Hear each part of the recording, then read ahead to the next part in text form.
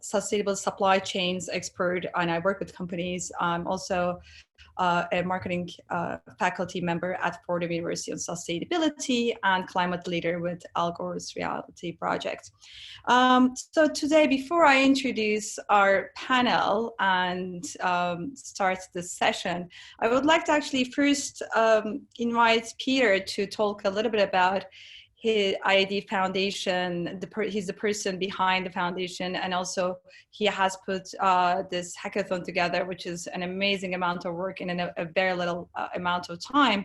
So Peter, if we can hear about a little bit about your vision. Experts in the subject, as well as doing community building events and wellness events, so that going forward, we can have this community that continues working together on these subjects, working together on these projects, with the idea that this is a problem that will continue, these food security issues. And if we can build a great community around this, we can keep moving forward. We're also really proud that this is a very diverse group. We have over 30 countries represented among this group, and we have a really great diversity of viewpoints from different countries and also very different fields of expertise.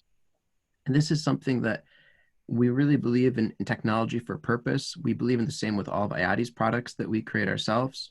And so the mission of this event too is technology for purpose. We can build a community to use technology for purpose. Thank you, Peter. Great. I think that the technology for purpose and looking at what we have done and what we have, our old systems and maybe innovating is going to be the way forward. So today I'd like to introduce our esteemed panel. We will have Linda Lopez, who is the CEO of Impact Strategies. We have David Chai, who is a political strategist and government affairs consultant based in California, who's worked with Governor Newsom's campaign and also Alice Waters Foundation.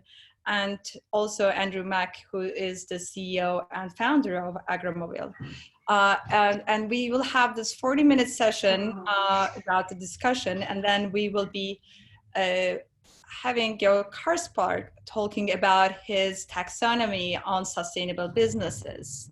So without further ado, I'd like to first invite our speakers, maybe in order, to introduce a little bit about their work and why it is very relevant to talk about sustainable supply chains, and especially in this at this point in time. So maybe Linda, we may start with you.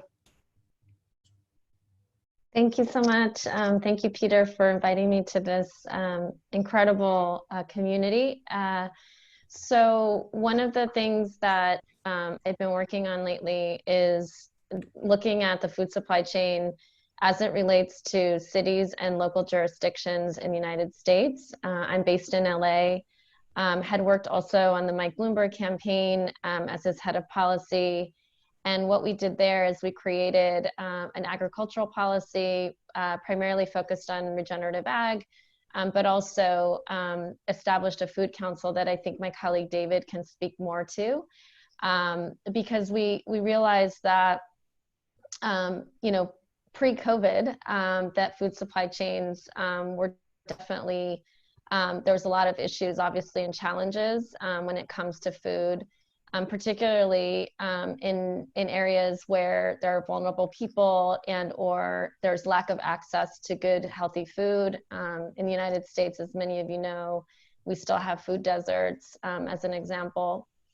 So my work has continued, and we've established a California working group, a food council group, that Peter was also a part of recently, where we launched an initial conversation around California agriculture, working with farmers and other key stakeholders around the food supply chain during this COVID-19 moment, because as many of you know, it's really magnified all of the disruptions that have happened in the food supply chain as it relates to food waste, but also as it relates to access and distribution channels.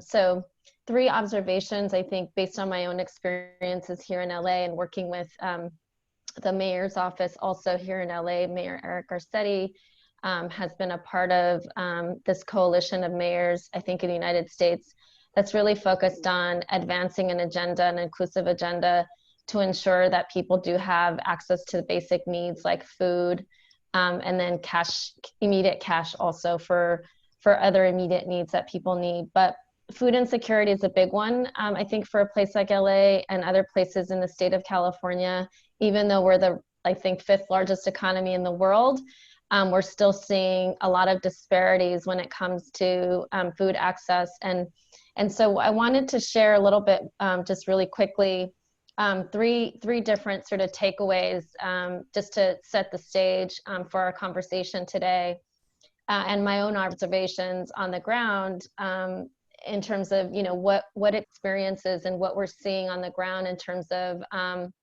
innovations and challenges, because I think it's part of it is looking at it from the perspective of challenges in the entire food ecosystem and food supply chains, but also some promising practices and you know, innovations that are taking place on the ground. So I'm speaking primarily on my experiences in Los Angeles. So one is this challenge of accessing food and distribution channels at the local level. One of the things that we've seen is that, for example, there's a lack of coordination between different sectors, whether it be government, municipal sectors, the private sector, you know, so the farming community, and how, you know, this food actually gets distributed out. And of course, you know, the big one being food waste, and what do we do with, you know, excess food, and how can we ensure that those supply chains are delivered to people who are in great need, whether it's seniors, homeless people, you know, people that are in poverty, et cetera. So that's one challenge I think that we're facing in LA, which is a 10 million person county, right? So we're talking about a 10 million person county, but the city of LA, 4 million residents in the city. The second thing that I'm seeing too is also the development of partnerships, public-private partnerships that are emerging between local government, the private sector, and also the nonprofit sector. And that is to say that there's some emerging best practices in terms of coordinating the delivery of food. And one good example of that, of course, is one of the things that has been done in LA is to leverage the Red Cross, for example, to partner with organizations like World Central Kitchen, which is Jose Andres's organization, the famous chef, culinary chef, to provide meals to children in schools because the schools are closed now for COVID.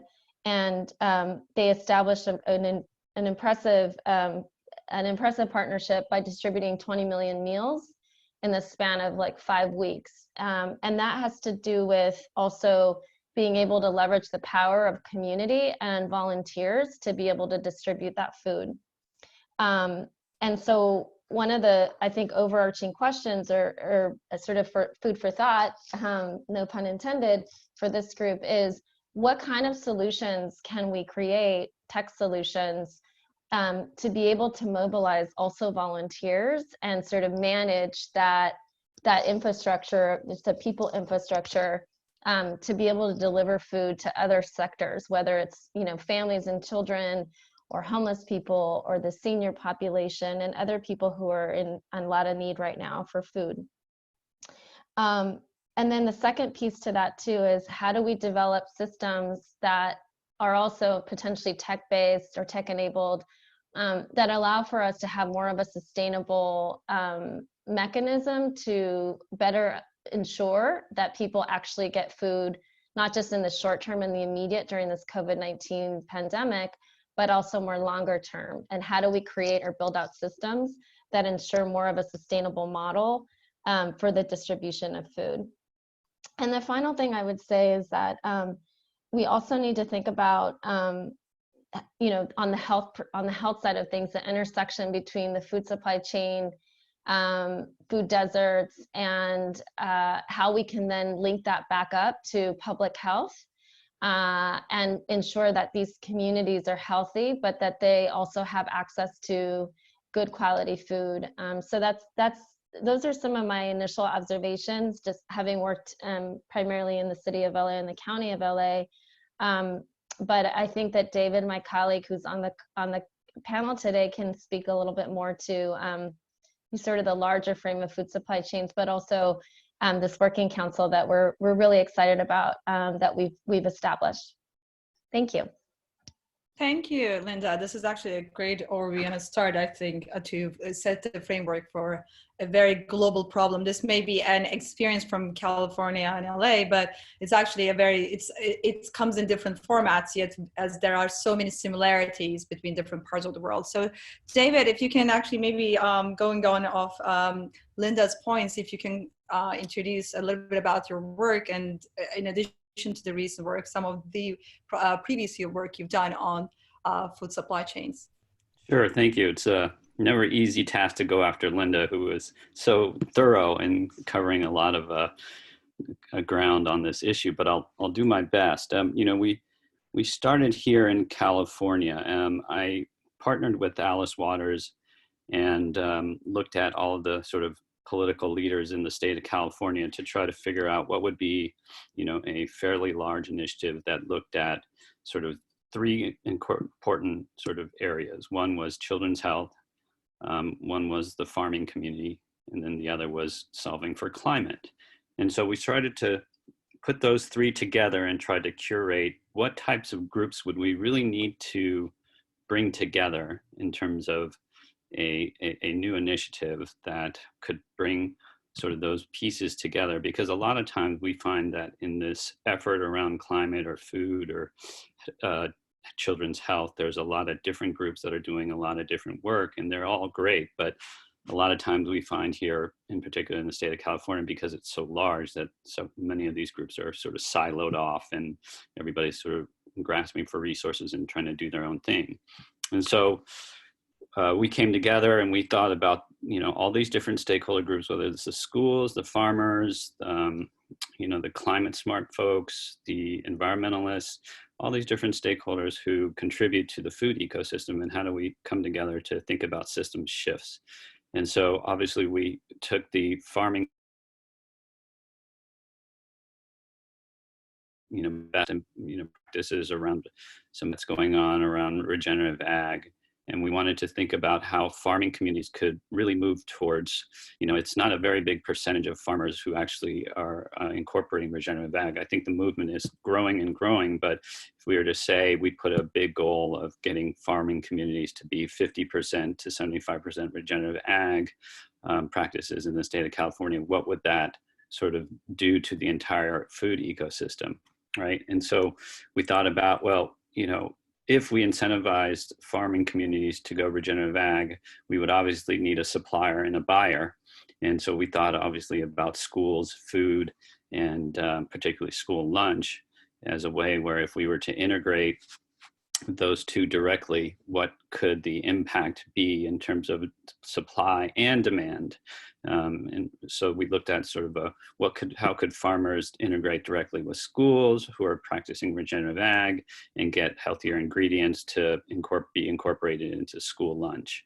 And so obviously that takes, even just that alone takes an enormous amount of policy shifts, ideas, right?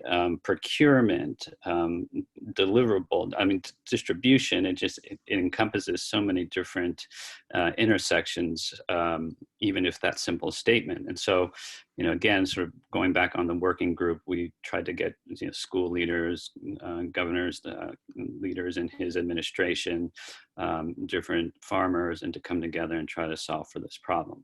So, you know, we started to, you know, we haven't gotten too far into the working group as of yet, but we're still sort of on our way of formulating certain ideas, but we are trying to look at every different points along the food ecosystem, and how do we really do that simple statement by getting farmers who are taking care of the environment, so getting their supplies into schools so that they can create healthier meals. So that's sort of the underlying problem we're trying to solve for. Thank you, David. That's actually, I think, a couple of things that you talked about, and Linda has mentioned, is this stakeholder approach and looking at the whole system, the system as a whole, and trying to find working with each and every component of this supply chain is very key. So speaking of that, I think this would be a great time to introduce Andrew Mack, who is actually a founder of a tech solution to bring the supplier and the farming community together. You know, talking about this, you know, that chain and what's happening with the farmers. Andrew, if you can maybe talk about your work about Ergem, that will be great.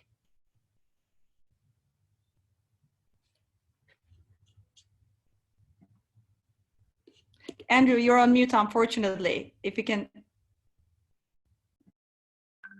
There we go. Better? Yes. Okay. No, I was just saying, great. Thank you very much. And it's a real pleasure to be here. I am the founder and CEO of a platform called Agromobile, which is designed to help improve the efficiency of the smallholder supply chain around the world. Think of it like a first mile logistics solution for small scale ag. Goal is to make farmers help them get their products into the marketplace more quickly, and also to help them make more money, because small scale agriculture is it's a rough way to make money, and yet it's the largest employer in the entire world. So the idea kind of came to me. I start off with an international background. I'm a former World Bank guy, a former NGO guy. I've worked all over Africa, Latin America, and other parts of the world. And the idea came to me about 4 years ago. I was in Nigeria, sitting by the side of the road with a bunch of small farmers. Imagine the big bags of things that they are trying to put into the marketplace, and the hot sun, and the fruits of their labors, and the economic futures of their families literally going bad in the hot sun. And they are, if someone comes to pick them up, they are price takers. It's a super, super inefficient system. You can see it right there, and you can see it in their faces how hard they're working. And so we came back to the office and said, there's got to be something we can do about this, right? And looked at the historical moment in which we find ourselves with the expansion of technology, with the demographic shifts, because a lot of farmers in the United States and in Colombia and in Uganda are all average age 58. So you've got a whole scale changeover in the number, who's running the land, and the fact that almost all the people who are going to be picking up the land and running it, and they all have these, and they all know how they work, right? And so we set out to try to create an app-based platform that's going to allow people to do three things: to match between the producer and the buyer, to batch their goods so that they could get picked up efficiently, and to pay online, to pay on the platform, so that you don't have to take big bags of cash out into the countryside. Think about it if you're in a post-conflict area or a dangerous area or just a far area where cash is king. That's kind of inefficient, and then there are all kinds of reasons why that's a bad setup. We are currently piloting in Santander in Colombia. We picked Colombia for a whole host of reasons. It's a lovely place to be. They produce everything. They have water year round. Lots of reasons. You get there one flight from Washington, where I live. There's lots of interest from other countries around the world and from other agencies. We were just speaking this morning with Heifer about a potential partnership. Got calls with USDA and USAID for later today. What we're seeing, we've just got accepted into a program with the Ministry of Agriculture in Colombia. We got started with this based on the inefficiency in the system. But then when COVID hit, we recognized that it was that much more urgent. I mean, let's face it, you don't want people bringing their goods to the cities to try to sell them. And what we've seen is that more and more people are, the fewer and fewer transporters are going out to the countryside, driving down the prices for the farmers, creating all kinds of market weirdnesses in the cities. And so what we did is we took our platform and we disaggregated it into three pieces and have launched the matching part of it as a no cost for farmers around the world. And with an idea that we can create a little bit of social distancing, if you will, in the ag supply chain. One of the other interesting things that has happened is that, my background is mostly doing international work. I can't go to Colombia right now. And so our field team is in charge of Colombia, but what has happened is people have been coming out of the woodwork to say, could we use Agromobile and this kind of approach in the United States? And it might be with a farmer's market, trying to make sure that the right goods show up at my local farmer's market, because my farmer's market, frankly, is much safer than the Safeway near my house, which is the big supermarket chain near us. It could be trying to get goods more efficiently to supply more efficiently to food kitchens. There are all kinds of different things that can be done, and so we're now looking very intently at the U.S. with the goal of having our solution be useful here and in the rest of the world. Thanks. Thank you very much, David. So, Linda, you talked about a massively important part of bringing the smallholder farms and the suppliers together, and for the distribution networks. So maybe Linda, can I ask you a question? You actually touched upon this a little bit about the role of communications you mentioned, and how it's important to have integrated approach on the ground, so that there is a whole system. Maybe if you can share that experience about what is maybe pre-COVID-19 and after post-COVID-19, what is changing? What are some of the lessons that we can take? What are some of the lessons learned, and what are the opportunities going forward? Yeah, so I think that's a big question. I can tell you from sort of the LA perspective that, one of the things that we're also noticing, to Andrew, I think it's Andrew, right, who just spoke to Andrew's point, is that business models are also changing with respect to wholesalers that traditionally had given a lot of their produce, for example, to local restaurants or to the school systems themselves. And because we have COVID-19, they've had to essentially refine, their business model for the end user and the client. And so what we're seeing, I think, from at least my standpoint, is that number one, wholesalers who had, regular paying clients are now, shifting the business model to one where it's, giving produce or meat or whatever the supply is to individual customers. And so I'll give you one quick story, an example. This happened like 3 weeks ago. My family, we've been in shelter in place for almost 7 weeks now. We started very early, actually, even before like all the social distancing protocols here in LA. And so we were really terrified of actually going to a grocery store. And so we ended up, through the news, actually finding out that there's this wholesaler, University Foods, that was doing now individual customized orders online.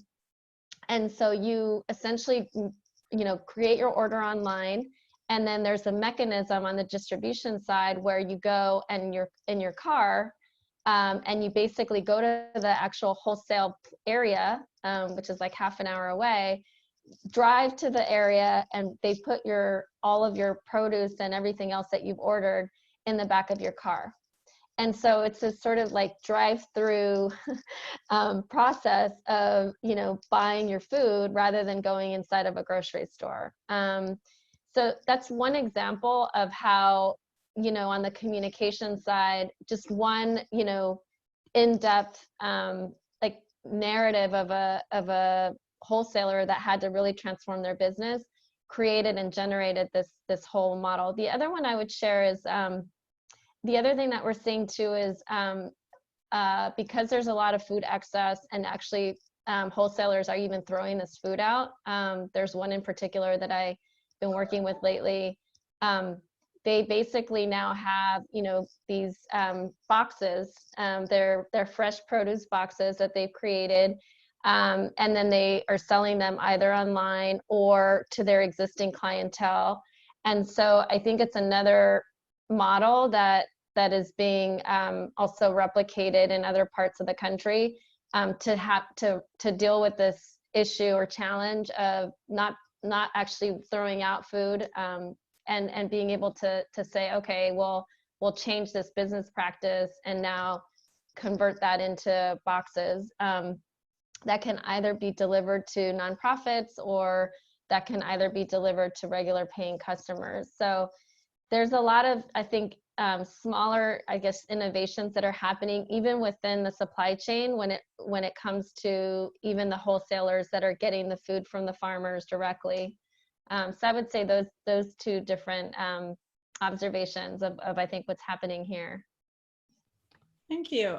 It's interesting how the innovation is happening so rapidly. And maybe David, you mentioned about your work that you've done with Alice Waters Foundation and also with schools. One question I'd like to ask is, there is how we produce food and how, what's happening on the agriculture side of this. Where is, what are the intermittent point of food waste that's happening, and how maybe this crisis is presenting some opportunities for farmers to innovate going forward.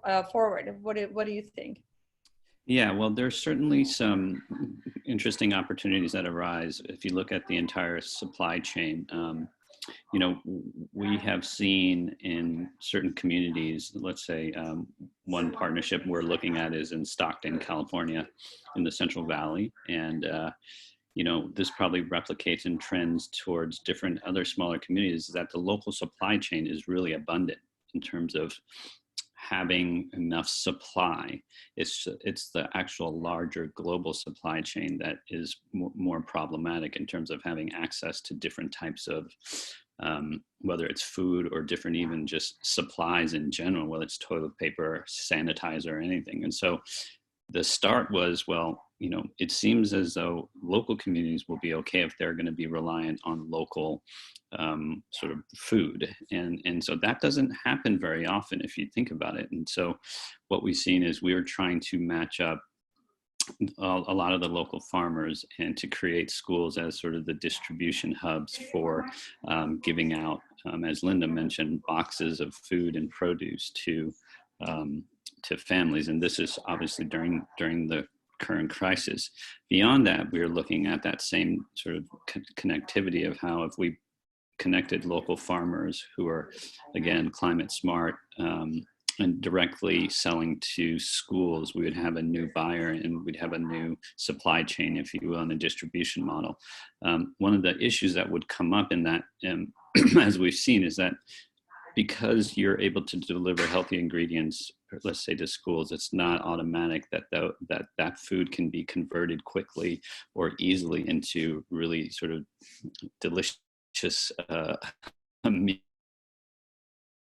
Right? It takes a certain amount of effort, skill set, and knowledge base in order to do that, as well as kitchen infrastructure and other issues. And so I think the trick for us is to be able to figure out along that path is how do we train a workforce that's able to produce the high quality food, and then also get the farmers to be front and center and make their produce a priority in terms of utilizing their local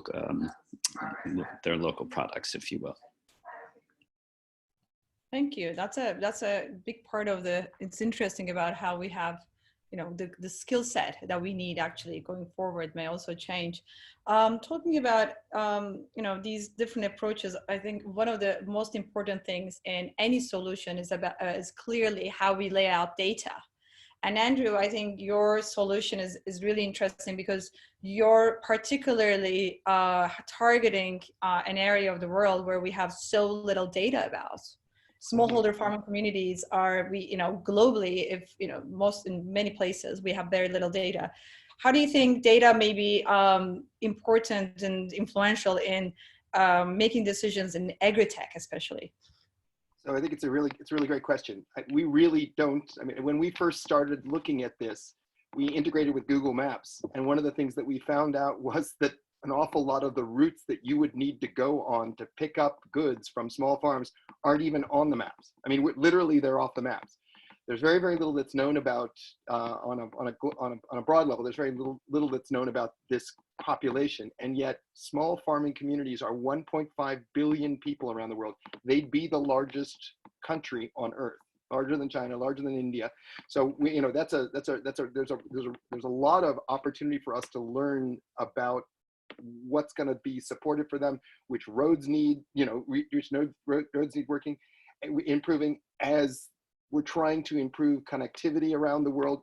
And it's not just in the developing world, in the global south. Rural communities in the United States, I grew up in Cincinnati, you drive 100 miles in any direction, you can find places with horrible cell service where And you talk about you talked about the idea of getting food to schools. You know, if you're in the Corn Belt, you're going to have a hard time finding a tomato, right? And so this idea that we could be linking up smaller producers to come and solve to address some of these needs, that's crucial. But you have to be able to do it on the basis of data. One of the things that we have been we've been trying really hard to do is to design everything that we do to be pro-farmer and to be, if you will, self-nominating. And that's really, really key, because what we've seen in this crisis is we've got too few points of failure because everything is so concentrated through the large distribution hubs and things like that. And it doesn't give the system much in the way of resiliency. So the data that we're, you know, that a platform like Agromobile gets from the users, they have the ability to show what they're producing, either for pickup tomorrow or for pickup in 6 months. That gives you the ability to plan and to create some real resiliency in the system. And what we're finding is that the Central Valley and the reservations are not hugely different in terms of their dynamics from the mountains of Colombia. And so problems that we're trying to solve internationally are very much problems here. Thank you. By the way, Pete, we can get some questions from the audience for our panelists. Please go ahead and put it into the chat box. Peter just shared with us that we will have presentation relating to data later in the week, including the AI and agriculture, and a presentation on tech data, geopolitics, and agriculture. Linda and David, I'd like to also ask you a little bit about the importance of data. What kind of data? Do you think we have enough data? What are some of the things that we have not captured up to date, and what can be different going forward? Go ahead, David. Yeah, let me actually just, before I get into that data question, I did want to follow up on a comment around Andrew, in that if we look at the school and the farming community and the local to try to link those up, I mean, I just wanted to add one thing, in that, schools have not a ton of resources in terms of access to technology that could allow purchasers to understand what's really out there on any given day. I mean, it takes an incredible amount of energy to source food, in terms of, understanding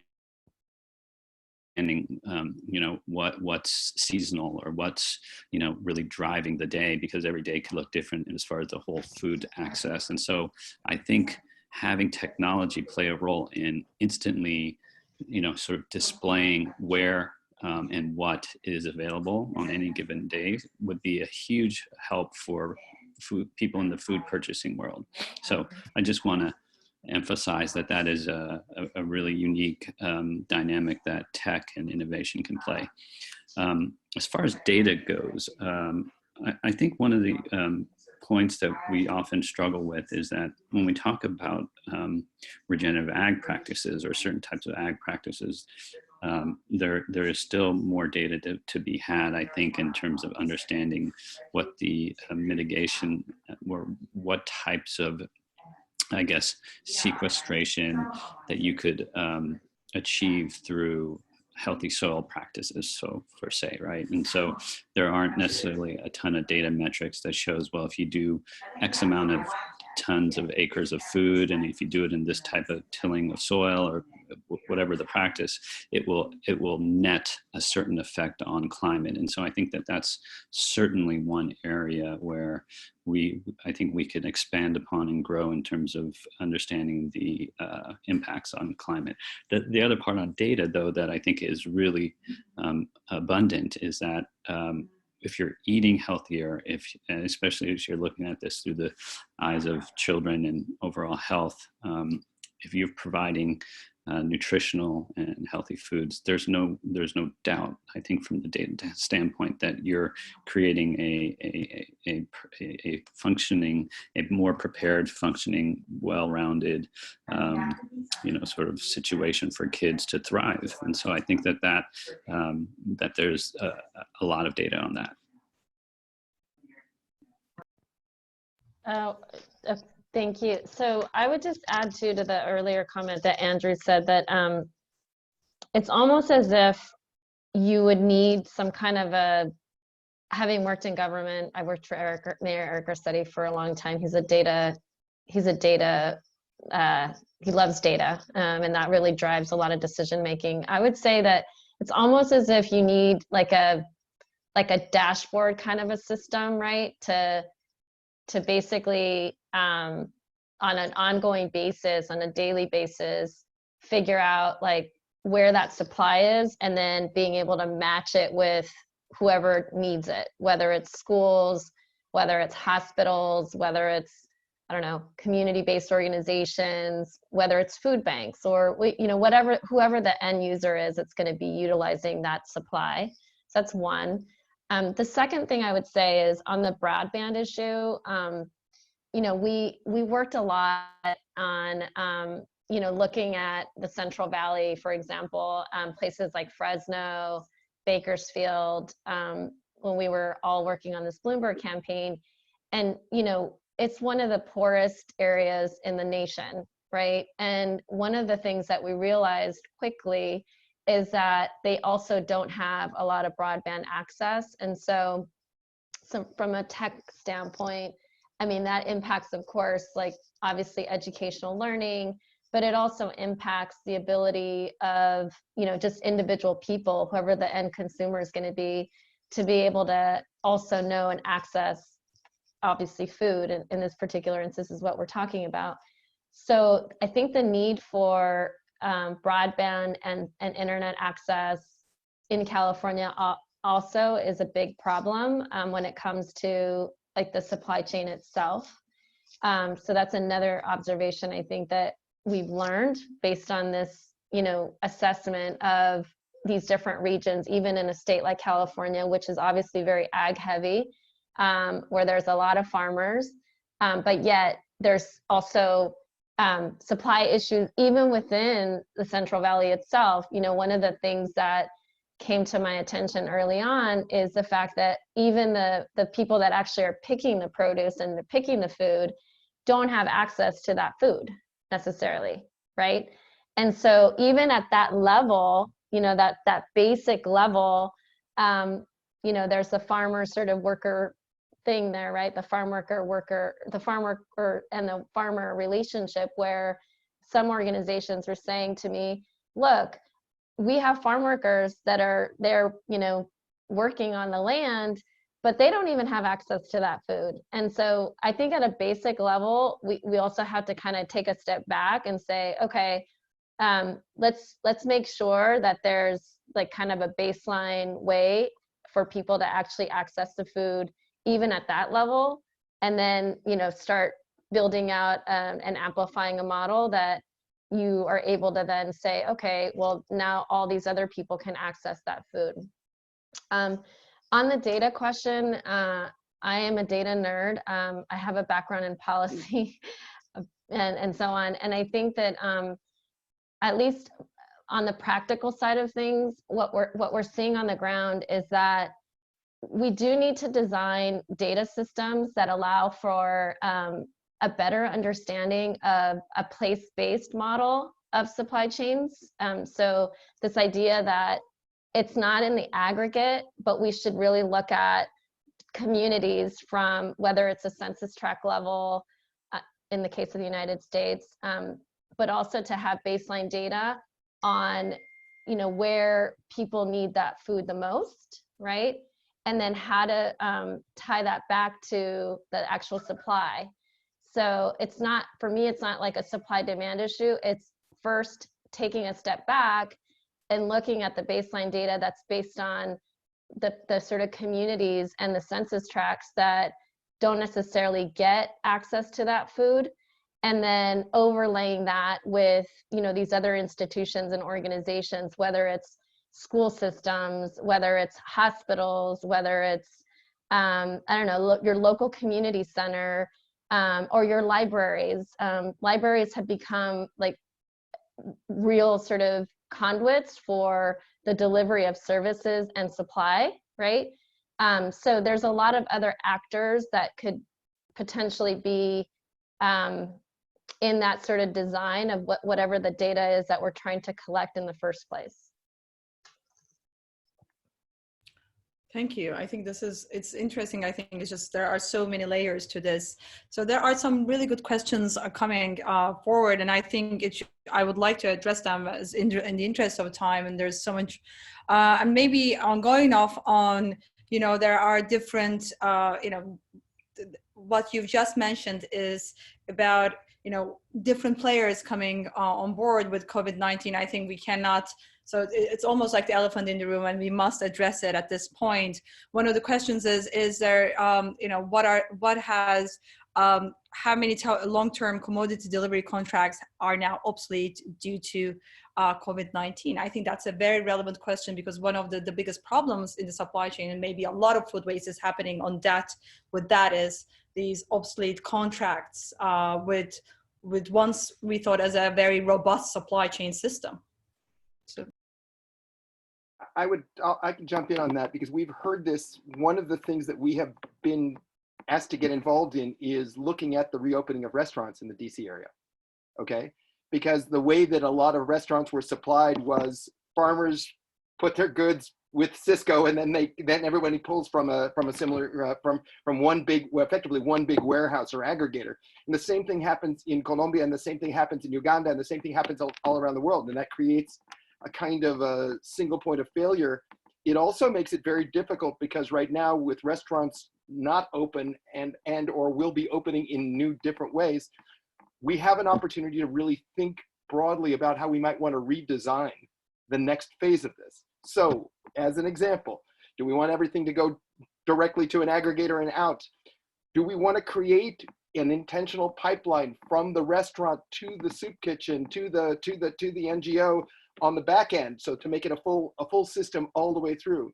Do we want to bring in the possibility of urban agriculture, which might be from close to close, as part of that supply chain? And all of that will depend completely on our ability to do logistics and to do it from the localized basis. When we talk about data, we often talk about it, capital D, big, scary, you have to be a data scientist. Really, when it comes down to it, data is about individuals, and individuals being able to put themselves on the map. And so one of the things that we designed on our platform is the ability to heat map where people are, right? Because if I know where supply is, that's really helpful for me if I've got demand, right? And it may help us if we want to develop. Right now, small farming is not super viable in most parts of the world. And urban farming is not viable at all unless it's super high-end goods. And so if we want this to be promulgated more, to give us more resiliency in our food system, then being able to figure out where people are and to make the connections, not necessarily through the one large aggregator, I think is going to be crucial. And we see this this COVID situation as actually a really great opportunity to rethink it from a pretty basic level. Linda and David, would you like to comment on this point as well? I just wanted to add to that, because it's interesting that Andrew raises this aggregator point, because I'm actually working with an aggregator right now, and I think you're spot on in the sense that LA also, like we're phasing into whether or not our restaurants will open and other things will open hopefully in July is what the mayor has said. But the point being that it seems to me like, yes, there is an opportunity to redesign, because now the logistical issue obviously is an important one to consider, but also because those existing relationships that restaurants had, let's just say with the aggregator that I'm working with, they're still there, right? Those are already existing relationships, right?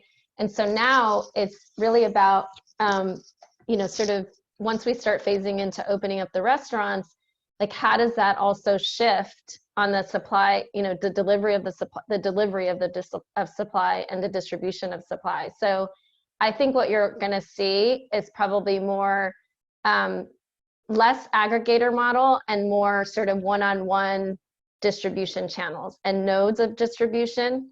So think of it as like a I don't know, like a circle kind of model rather than it being one in the middle that's, you know, has these spokes all over.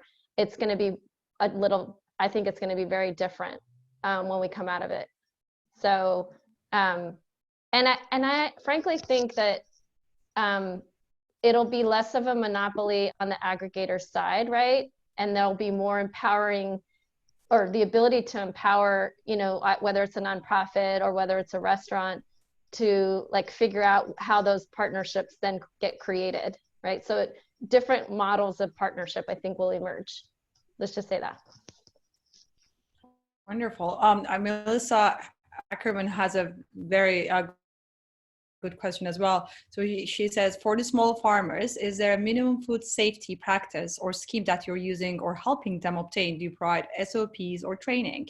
I think that's very relevant at this point. So I'd like to take this question. Is that for me? I suppose that would be maybe for you. So one of the biggest challenges that the food system faces is that that effectively most of the money is made by the aggregators, right? By the intermediaries in most parts of the world. And so our goal is to try to help people go as directly as possible. There are effectively 3 ways that you can guarantee quality if you don't want to actually take the goods yourself, right? So the way that it's done historically is you give me your goods, I certify their quality, I give them to the end user accepts them or rejects them. I, as the intermediary, take the risk and make most of the money, right? So, but we're in a different era, I think, where 2 things. Number one is we have the ability to push out phytosanitary standards. Governments are better at educating their farmers, right?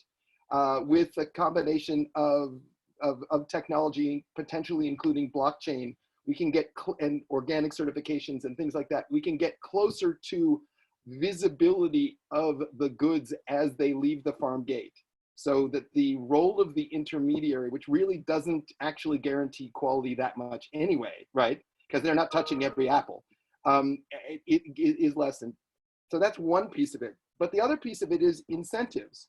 Historically, the market really hasn't offered a lot in the way of incentives for people on the basis of quality, right? And I mean, unless you're getting up to the very, very, very high end, I can't afford to shop there kinds of places, right? It's very difficult to have a perception of the high level of quality, and you know, some of the certifications, frankly, are, you know, point in time, like a snapshot in time. I send someone to certify your farm, I leave, and then that certification is valid for how long, right? So what we have been looking at is to do it, if you will, to pull a pull quality, which is to say, we're going to have ratings. We're going to have the ability for people to, you know, to check against the wherever possible, to push forward the standards that government has themselves, right? And that the idea is that if you produce good things, you're going to get return business very, very, very transparently. People will know if you give them a bag full of rocks, right? Whether you're in the United States or in Colombia, and that will in turn pull people in the direction of higher quality. It'll also connect into things like financial services. The populations that we're talking about are historically very, very poorly served by financial services. They don't have access to credit a lot of the time. They don't get pushed up. You know, our banks may be sending us a note saying you're in a position to be able to get a higher credit limit based on your spending and your payments history. People in the ag sector typically don't have that. Why not? We're not capturing their activity. We're not capturing their regular course of business. And as a result, they're suffering. So we'd rather have it be a pull toward quality versus just more of a balanced carrot and stick, not just a stick, if that makes any sense. If I could sort of add to that, you know, I think bringing out a good point around Andrew, when you mentioned organic and sort of that whole movement, right? It really separated out and made a mark on a certain type of quality, right? That would go sort of even above and beyond what are the normal guidelines at the federal or at the state level, right? And I think the question now is, what other health guidelines are there going to be implemented by our governments in terms of sort of satisfying the overall climate during this pandemic, and what are the different metrics now that are going to be included that will ensure consumers will have confidence in sort of purchasing certain types of produce and where they come from. And so I think obviously there's a huge role for technology to play to where it's like Andrew mentioned, on a blockchain, or where just to really understand the origins of where some of these foods come from, so that we can, be nimble and agile to understanding that if there are dangers or if there are health concerns, and to better be prepared as a consumer to make choices. So. Thank you, David. Actually, I was going to ask that, especially with regard to, so there's been so much energy put into this sort of distinction. So before we close this session, there's one more interesting question I think is important, especially the question is from Rosario Londano, and she's asking, she would like to hear about financing of these initiatives. And you mentioned this a little bit, David, earlier, about what is regenerative agriculture, what are the incentive mechanisms. But especially one of her question is, especially now with COVID-19, there is a need for rapid response, investors, impact. So what is really, how is the process is speeding with respect to approvals and dispersing of the resources? You want me to take that, or do you want Linda? I don't know, maybe Linda, you might want to try to take that one on. Oh. Well, so, I mean, I can talk about this more on the sort of philanthropic side of things, not necessarily from the perspective of, VCs, for example, but I think there is a growing interest, particularly from, like, I would say national funders, but also individual philanthropists who have an interest really in this issue of food insecurity. And so there are, I think, good examples of, like one example is Laureen Powell Jobs's Emerson Collective that is really focused on reimagining the food supply chain, but also thinking through, what that looks like, particularly in impacted communities, communities that are really in need right now. So I think there are like a lot of good examples that are there that are emerging in terms of actual investors from a philanthropic sector that are interested in investing in either organizations that do the direct service, or setting up an agenda that is focused more on how do you really transform this food supply chain that obviously has been disrupted now and is broken, right? So I think there's definite, I think, individuals and or philanthropic funders who are really interested in this reimagining of the food supply chain. So I can't speak to other sort of investors on this, but I could tell you more about the philanthropic side of things. Ergem, can I jump in on this? Yes, please. I was going. As we are in the process of raising money right now, okay, and it's a really rare kind of thing to feel like you're at the right place at the right time, and we're in a place where everybody agrees we have our hair is on fire. This is a major global issue. It is a challenge. I won't lie to you, because the way that our VC and angel system is set up, they do not move super fast on new ideas. They sometimes do, but it's very hit and miss. It's hard for us now because I can't get out physically in front of anyone, nor can our team, right? We're literally, our pilot is in a country I'm not even allowed to visit yet because they closed all the air links. But that's not the really big issue. The really big issue is just time to decision.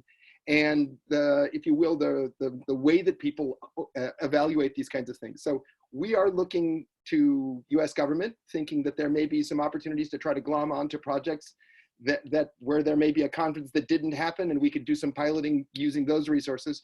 We're working with angels and with incubators where we can find them.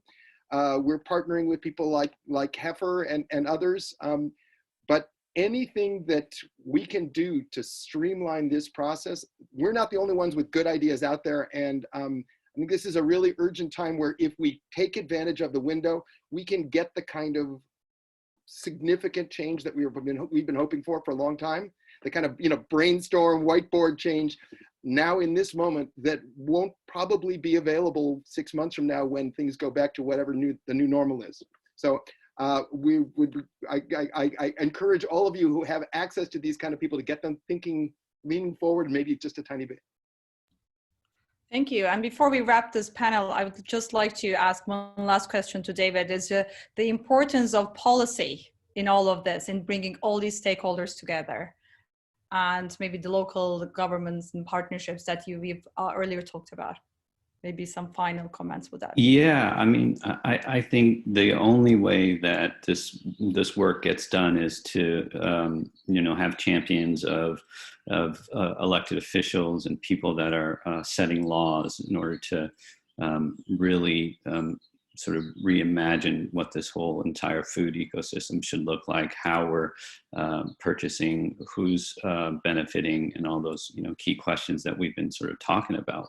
There are so many hurdles and restrictions based upon government standards or mandates or laws in which you're constantly having to problem solve for allowing the type of work that we're reimagining, because in a lot of ways the innovative and creative side of certain industries in the government, oftentimes you'll find speak different languages. And so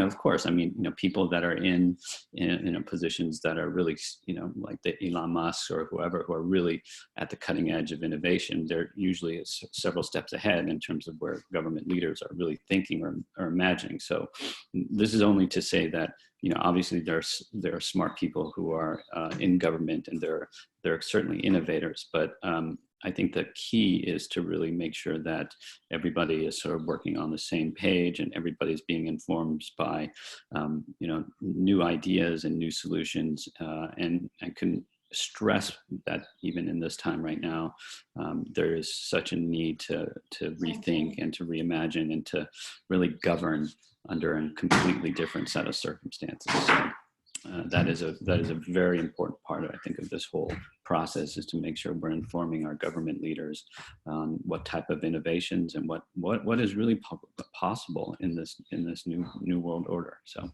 thank you for that question. Thank you. Thank you to this esteemed panelists, and really great debate. I think we can go on for hours and hours about this, because there are so many other components to it, but I think it has helped us to set the stage for the emerging problems that we are facing, although maybe some of the problems may have been specifically about a certain area of the world. As you all said, it's the similar things are happening everywhere.